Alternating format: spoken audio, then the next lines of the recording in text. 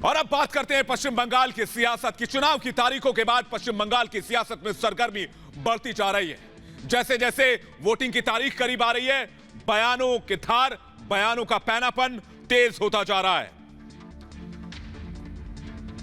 नेताओं के बयानों में पैनापन किस तरह से बढ़ रहा है, आज बंगाल के चुनाव के माहौल को देखकर अंदाजा लगाया जा सकता है। बंगाल के मालदा में यूपी के सीएम योगी रैली करने के लिए पहुंचे तो ममता दीदी के ऊपर उन्होंने चुन चुन कर निशाना साधा। जय श्री राम के नारों से लेकर लव जिहाद तक के मामलों को लेकर योगी ममता के गढ़ में गरज रहे थे। वैसे बंगाल चुनाव को देखें तो एक साथ कई मुद्दे इस वक्त चुनावी फिजाओं में नजर आते हैं, लेकिन इन सब मुद्दों में जो खास मुद्दा है वो है हिंदुत्व का मुद्दा। दरअसल बात कुछ साल पहले की है, जब मई 2019 में बंगाल में दीदी के काफिले को देखते हुए वहां की जनता ने जय श्री राम का नारा लगाना शुरू कर दिया था, जिससे दीदी इतनी ज्यादा परेशान हो गई कि अपनी गाड़ी रोककर लोगों के बीच चली गई और नारे का विरोध करने लगी। इसके बाद उन्होंने फौरन अपने साथ के अधिकारियों को उन तमाम लोगों के नाम और पता लिखने के निर्देश दिए। फिर दीदी ने कहा कि आप लोग दूसरे राज्य से यहां आते हैं और जय श्री राम का नारा लगाते हैं, मैं सब कुछ बंद कर दूंगी। इसके बाद ममता दीदी ने पुलिस से नारा लगाने वालों के खिलाफ कार्रवाई करने को कहा। इस वक्त ममता दीदी का चेहरा पूरी तरह से तिलमिलाया हुआ था, लेकिन नारे लगाने वालों को डांटने के बाद जैसे ही ममता बनर्जी दोबारा कार में सवार हुई, उस समय फिर कुछ लोगों ने जय श्री राम के नारे लगा दिए और इससे ममता बनर्जी इतना गुस्सा गई कि वो नीचे उतरी और कहने लगी कि जिसने भी नारा लगाया है, हिम्मत है तो वो सामने आकर दिखाए। हालांकि इस घटना के बाद पुलिस ने इस मामले में 7 लोगों को हिरासत में ले लिया था। यहां कहने का मतलब यह है कि बंगाल में बीजेपी के लिए अगर किसी ने चुनावी पिच तैयार किया है तो वो सिर्फ ममता बनर्जी हैं। फिर चाहे वो जय श्री राम का मुद्दा हो या फिर दुर्गा पूजा पंडाल का मामला हो, मुद्दे तो दीदी नहीं दिए। जय श्री राम, जय जय श्री राम।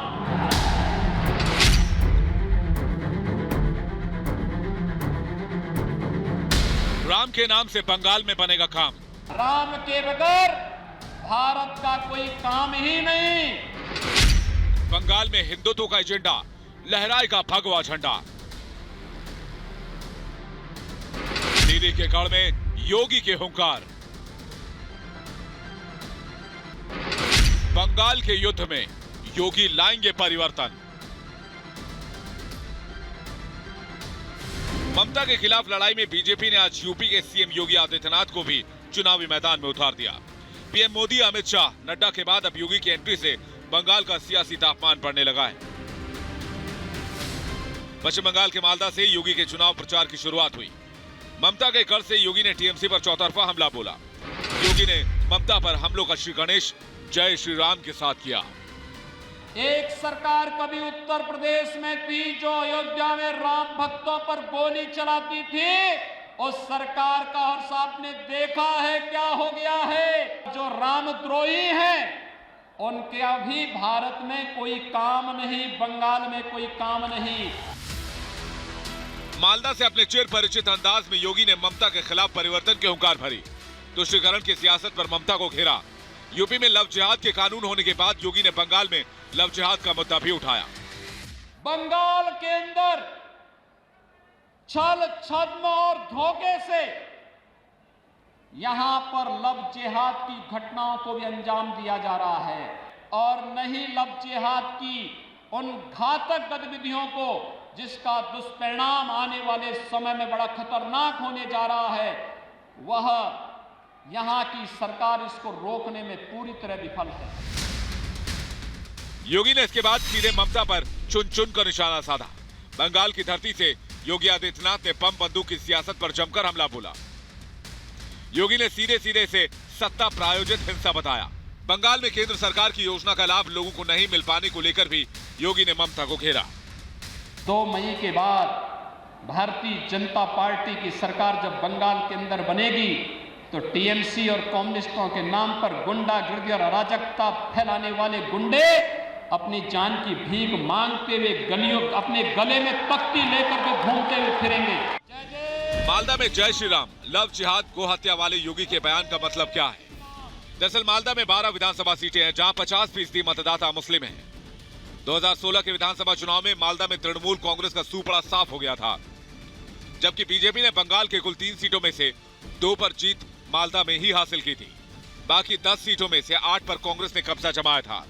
2019 के लोकसभा चुनाव में मालदा उत्तर की लोकसभा सीट पर बीजेपी ने कब्जा किया। ऐसे में बीजेपी की नजर मालदा में अपनी सीटें बढ़ाने पर है। वहीं टीएमसी यहां खाता खोलने की कोशिश में लगी हुई है।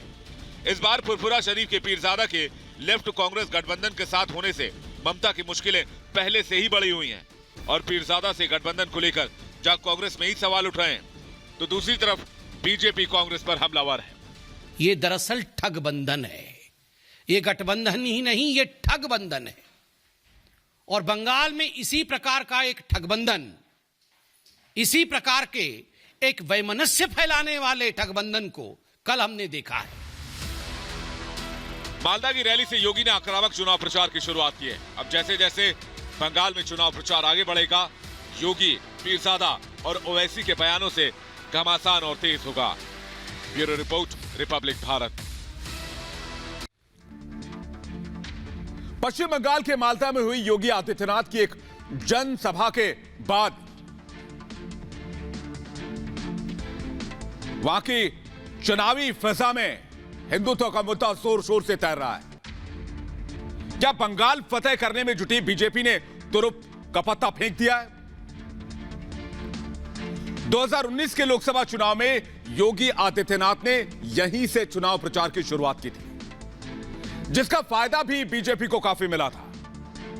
2 साल पहले हुए लोकसभा चुनाव में 2 से 18 सीटों तक पहुंचने वाली बीजेपी ने मालदा उत्तर लोकसभा सीट को भी लपक लिया था। यहां से बीजेपी के खागेन मुर्मू लोकसभा पहुंच गए थे। खुद बंगाल बीजेपी के कई नेता मानते हैं कि हिंदू वोटों के ध्रुवीकरण की वजह से ही बीजेपी का सियासी रास्ता यहां तैयार हो पाया है।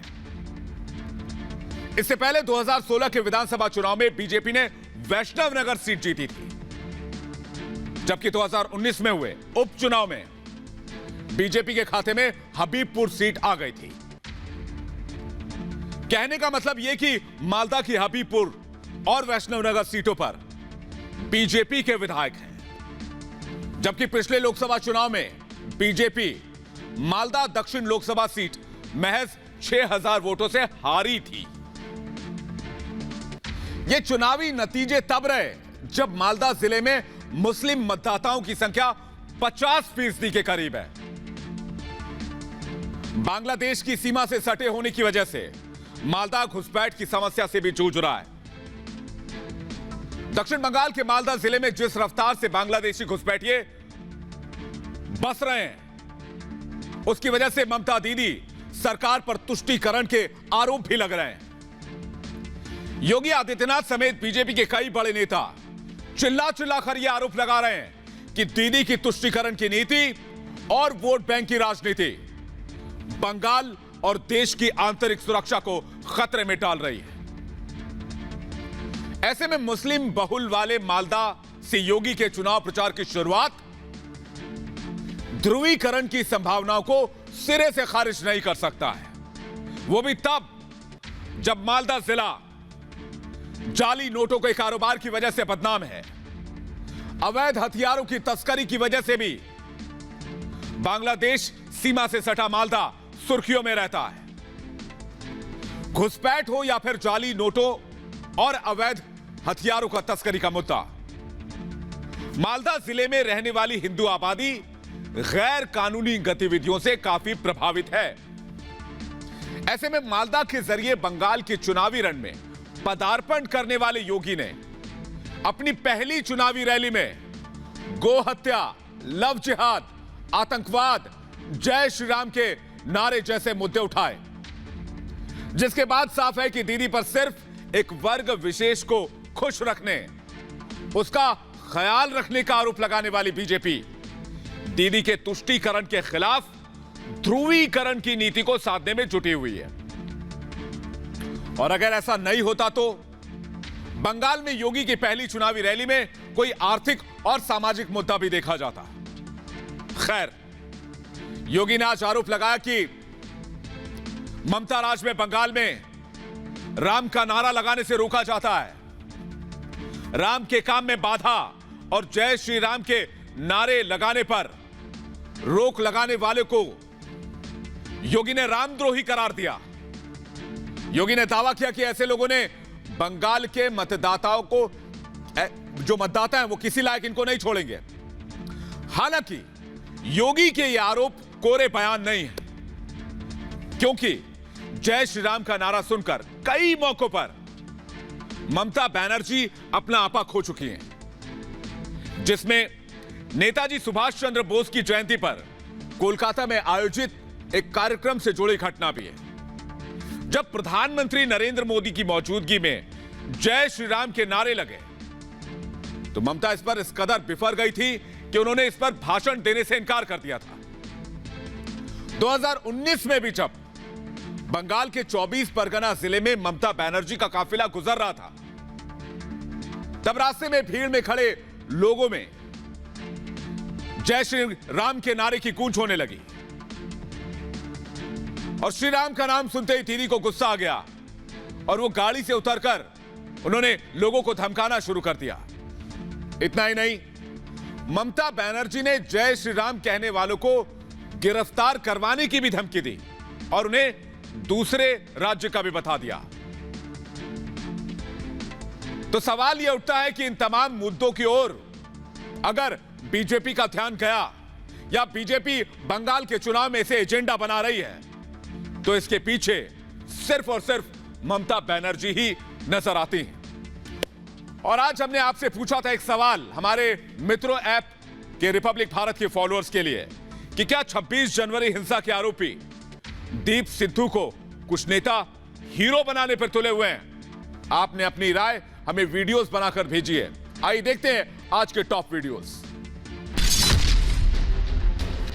पर मुझे लगता है कि दीप सिद्धू को इसीलिए हीरो बनाया जा रहा है क्योंकि दीप सिद्धू की गिरफ्तारी के बाद बहुत सारे लोगों के नाम सामने आ रहे हैं और इस हिंसा में कई सारे नेता भी शामिल हैं। अगर उन नेताओं का नाम आगे आता है तो उनकी पार्टी का भी नाम खराब होगा और पार्टी का नाम खराब नहीं होना चाहिए, इसलिए दीप सिद्धू को हीरो बनाया जा रहा है ताकि कुछ नेता जो इस हिंसा के पीछे है उनका नाम आगे ना आए। मुझे नहीं लगता कि नेताओं और राजनीतिक दलों का 26 जनवरी की हिंसा के आरोपी दीप सिद्धू का साथ देना सही है। वो एक आरोपी है तो बेटर है कि हम न्याय व्यवस्था को अपना काम करने दें इंस्टेड ऑफ सपोर्टिंग हिम, और इन सब चीजों पे पॉलिटिक्स करना बंद करें।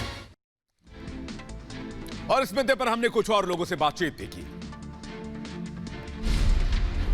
दीप सिद्धू को जिस तरीके से कुछ लोग नेता बनाने की कोशिश कर रहे हैं, ये देश की अखंडता और संप्रभुता के ऊपर एक करारा प्रहार है। ऐसे नेताओं को ये समझना पड़ेगा कि दीप सिद्धू को हीरो बनाकर वो अपना चरित्र भी सामने दिखा रहे हैं, क्योंकि ये देश किसी भी प्रकार के हिंसा को बर्दाश्त नहीं कर सकता। 26 जनवरी इस देश के लिए एक सम्मान की बात है, जिसके ऊपर दीप सिद्धू जैसे गद्दार और देशद्रोही का समर्थन करना ये बिल्कुल भी किसी भी तरीके से सही नहीं माना जा सकता।